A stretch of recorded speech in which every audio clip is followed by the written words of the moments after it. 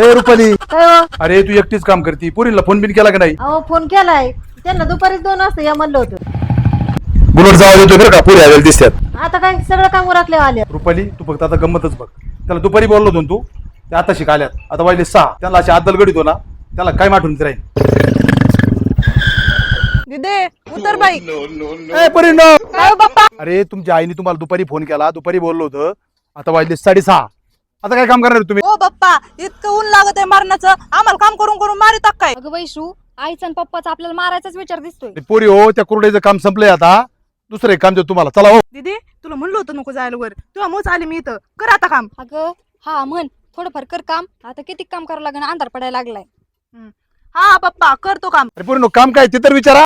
काय काम आहे पप्पा? अरे पोरी हो, पेरू एवढा मोठा झालाय, त्या पेरूची कटिंग करायची. हो पप्पा एवढंच आहे ना, अहो पेरूची कटिंग लगेच करतो आम्ही.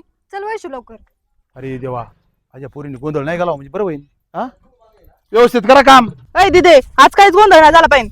हा नाही झाला पाहिजे. कोणतं पेरूच कटिंग करायची? हो हो हो खेवले मोठा ह्याचीच करू. वैशू काढ साहित्य, घेऊ याची कटिंग करून. साहित्य काढू. हा थांब 1 2 3 ही तर तुझ्याकडे, मी घेते टावेल टाकते ह्याच्यावर. अय दिदे याचं मुंडको कुठे आहे? अगं आता काय कापायचं? अगं ही शेंडी का बिवडी आलेली, लाव का तर रंगावा. पोरी काय करते आता रे देवा. हा, ए पोरी नो, काय हो पप्पा? ए पोरी नो, अशी कटिंग तुमच्या बापाने केली का?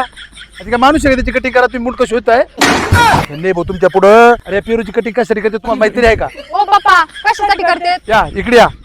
अरे पोरी नो, हे बघा याचे शेंडे कट करायचे असतात. कशासाठी माहिती आहे का? हे वरचे शेंडे असतात ना कवळे, हे सगळे कट करायचे म्हणजे हे झाड अजून जास्त फांद्या घेऊन फुटतं आणि भरपूर त्याला पेरू लागतात. आता याला किती फुटवे आहेत सध्या?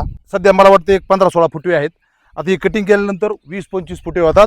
प्रत्येक फुटव्याला 3-3 4-4 पेरू येतात आणि मग पेरूची संख्या वाढते, खाली खोडाचं बळ वाढतं. यासाठी पेरूची कटिंग केली जाते. आलं का लक्षात? आता हे बी चुकलं का? अरे पोरी नो, तुम्हाला काम नाही झालं. चला भाऊ.